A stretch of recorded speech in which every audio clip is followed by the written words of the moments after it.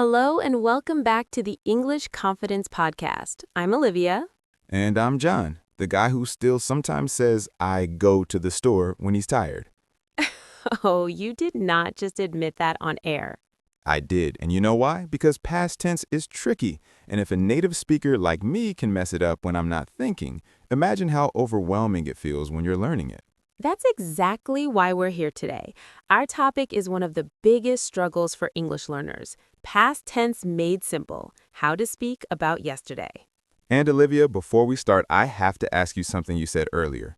You told me to stop memorizing lists of irregular verbs, sing, sang, sung, go, went, gone, and I've been doing that for weeks. Stop. Right now. Put down the list. But how am I supposed to learn them? Here's the truth, and it might shock you. Memorizing lists is actually making it harder for you to speak. Your brain gets clogged with rules when what you really need is flow. Okay, you have my full attention. So if I shouldn't memorize lists, what should I do? That's what this whole episode is about. By the end of these 30 minutes, you will be able to tell me one thing you did yesterday, confidently, correctly, and without stopping to think. No more freezing, no more second guessing, just real, natural past tense. Let's do this. Why the past tense feels so hard? Okay, John, before we fix it, let's name the problem. Why does past tense specifically make learners freeze up? Great question. I asked our community this week, and here's what they said. Maria from Brazil wrote, I know the rules, I studied them. But when I'm talking, I say, yesterday I go to work, and I don't even realize it until after. Oh, the dreaded after mistake, when you hear yourself say it wrong and you want to take it back. Exactly. And then there's Ahmed from Egypt. There are too many irregular verbs. I give up before I start. I feel that. I mean, even the word irregular sounds scary, like dangerous or illegal. Right? But here's the thing, and I want everyone listening to really hear this. You do not need to know 200 irregular verbs to have a conversation. Wait, really? How many do I need? To tell 80% of your daily stories, about 15. 15? That's it? That's it. Think about it. What do you talk about every day? I ate, I went, I said, I saw, I did, I had, I got, I came, I left, I thought, I felt, I knew, I made, I told, I took. Okay, that's most of my conversations right there. I went to work, I ate lunch, I saw my friend, I said hello, I got coffee. Exactly. So let's stop worrying about swum and ridden and forgotten for a second. Those are advanced words. Let's build the foundation first. Okay, I feel better already. But here's my next question, and I know our listeners are wondering this too. What about the regular verbs, the ones where you just add ed? Is that always easy? Well...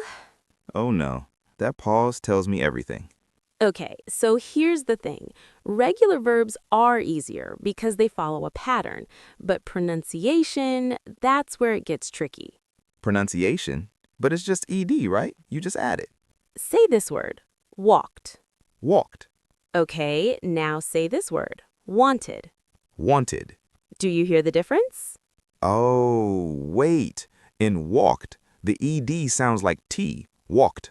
But in wanted, it sounds like id, wanted. Bingo. And that's the part textbooks don't always explain. The ed ending has 3 different sounds. 1, the T sound, like in walked, talked, laughed.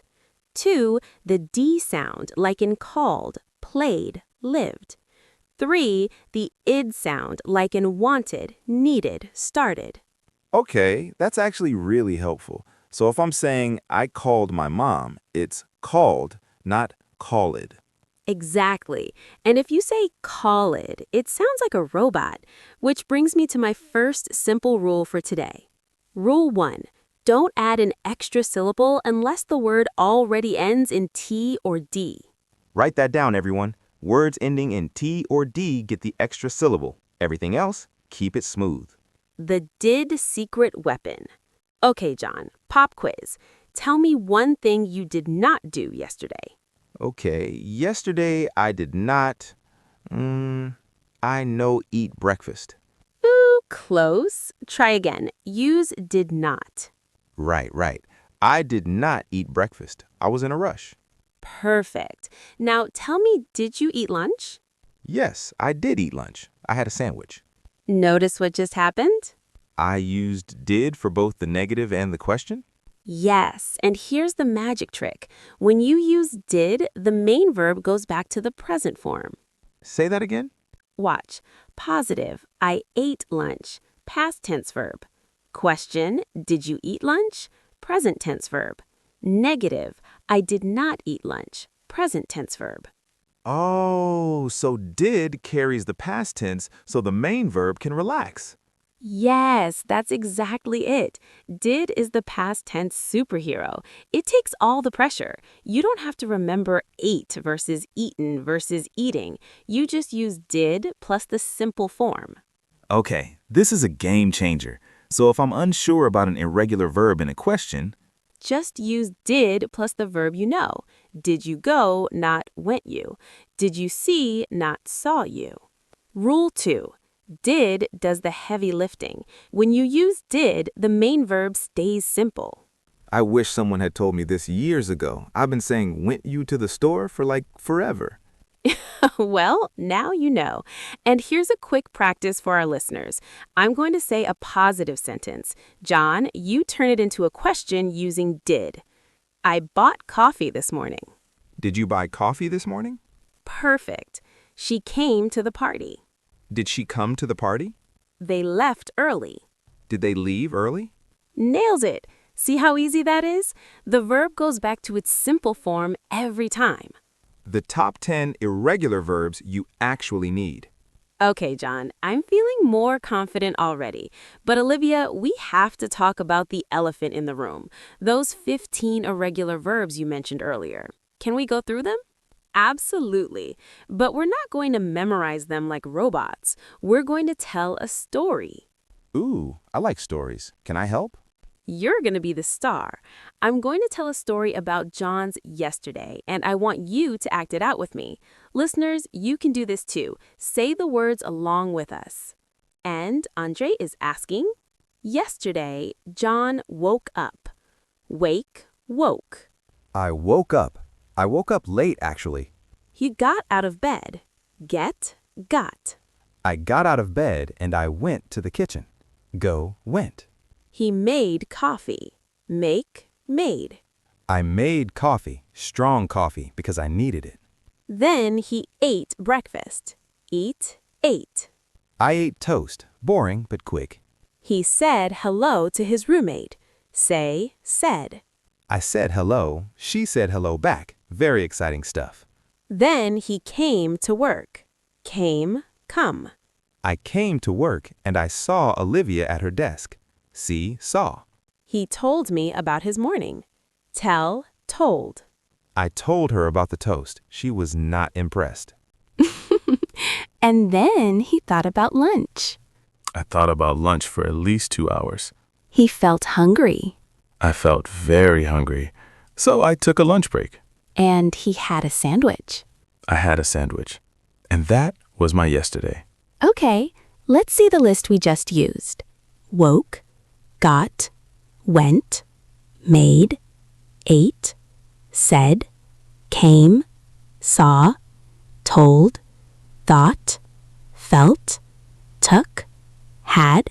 That's 13 verbs, and that literally covered my entire day from morning to lunch. Exactly. Now here's your homework. Tonight, before you go to sleep, tell yourself the story of your day using these verbs. Say it out loud. I woke up, I got coffee, I went to work, I ate lunch, I saw my coworker, I came home. It's like a mental recap, and by saying it out loud, your mouth learns the shapes of the words. Yes, muscle memory for your mouth. That's how you stop thinking and start speaking. Common mistakes and how to fix them. Okay, we've covered the good stuff. Now let's talk about the mistakes, because I know I make them, and I bet our listeners do too. Great idea. Let's do a mistake makeover segment. I'll say a sentence the way many learners say it, and you tell me how to fix it. I love this. Hit me. Mistake number 1. Yesterday, I go to the store and I buy milk. Okay, I've said this before. The fix, yesterday, I went to the store and I bought milk. Both verbs need to be past tense.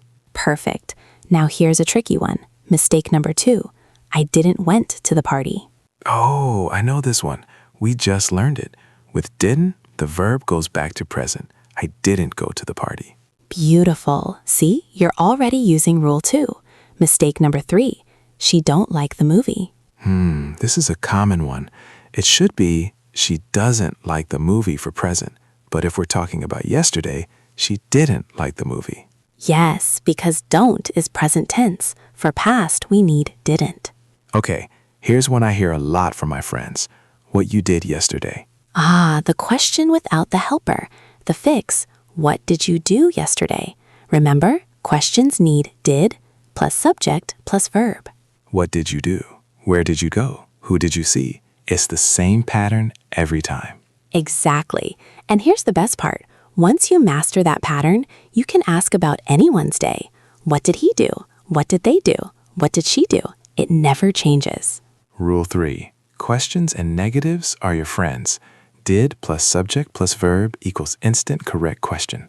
Okay, I want to practice this with our listeners. Olivia, ask me a question and I'll answer in a full sentence. Did you watch TV last night? Yes, I watched TV. I watched the news. Did you exercise yesterday? No, I did not exercise. I was too tired. Did you call your family? Yes, I called my mom. We talked for an hour. Notice how John used watched, exercised, called, and talked in his answers? Those are all regular ED verbs. But in the questions, they were all watch, exercise, call, talk, present form. The pattern is so clear when you see it like that. Real conversation practice. Okay, John, enough explaining. Let's have a real conversation. I'm going to ask you about your weekend. Answer naturally, like you're talking to a friend. Listeners, you can answer these questions too. Say your answers out loud. Let's do it. So, John, how was your weekend? It was good. Pretty relaxing, actually. I didn't do much on Saturday. Oh, yeah? What did you do? I slept in until like 10, which never happens. Then I made pancakes. They were terrible, by the way. I burned them. Oh, no. Did you eat them anyway? I tried, but they were so bad. I threw them away and just had coffee. What did you do after that? I went for a walk in the park. The weather was nice. I saw a lot of people with their dogs. It made me want a dog. Did you grow up with dogs? Yeah, we had a dog when I was a kid. A little brown dog named Coco. She was the best.